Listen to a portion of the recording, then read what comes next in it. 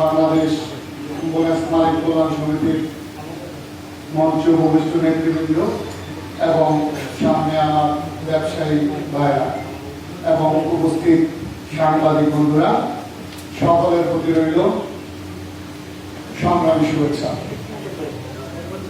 আসলে আমরা এখানে কেন আসছি, কেন বসছি, কেন কথা বলছি, সকলেই এতক্ষণে অবগত হয়ে গিয়েছি।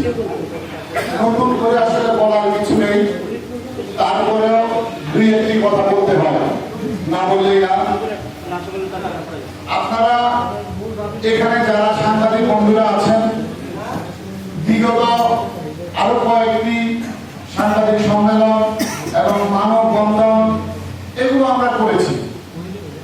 আমি তখনও বলেছিলাম, সাংবাদিকদের কলম যদি আমাদের জন্য না উঠে তাহলে এই কলম এই দেশের জন্যই উঠল না।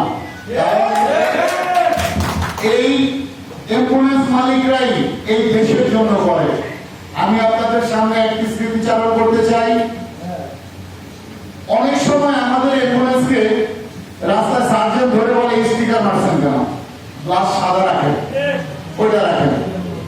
আসলে দেখেন, এক সময় দেখা গেছে আমাদের গাড়ি দিয়ে আমরা একজন গর্ভবতী মাকে হাসপাতালে নিয়ে যাচ্ছি, ঠিক রাস্তায় জ্যামের কারণে, রাস্তায় প্রতিবন্ধকতার কারণে ওই মায়ের ডেলিভারিটা আমাদের গাড়ি দিয়ে হয়ে গেছে।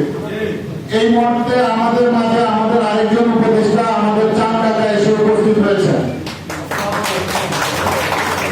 ওনাকে আমার আসন গ্রহণ করতে বলছি।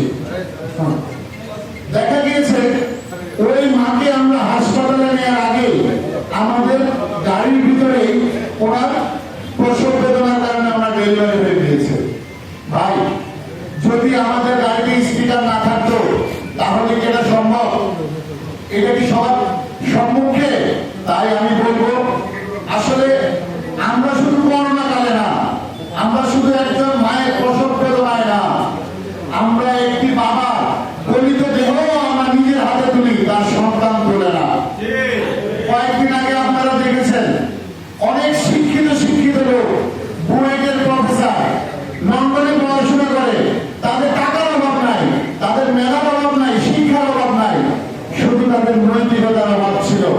ওখানে কিছু অবক্ষয় ঘটেছে, তাই তাদের মা ঘরে 3 দিন 4 দিন মারা গিয়েছে, কেউ জানে না।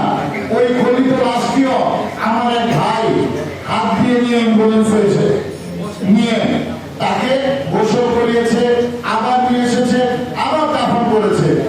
তাই আমি বলবো, আমাদের এখানে যারা সাংবাদিক ভাইরা আছেন, আপনারা একটু প্রশাসনের প্রতিটি স্থানে আমাদের কথাগুলো পৌঁছে দিবেন। আপনাদের কাছে শুরু এই আমাদের আবেদন। আরেকটা জিনিস না বললেই না, আমরা দীর্ঘদিন পরে বাংলাদেশে একটি পুরুষ শাসক পেয়েছি। আমরা অনেক বছর এই দেশে পুরুষ শাসন দেখিনি। আর এই পুরুষ শাসন আমাদের যেহেতু এবার অনেক আন্দোলন সংগ্রামের মধ্য দিয়ে প্রতিষ্ঠিত হয়েছে একটি সুন্দর নির্বাচনের মাধ্যমে, তাই আমি বলবো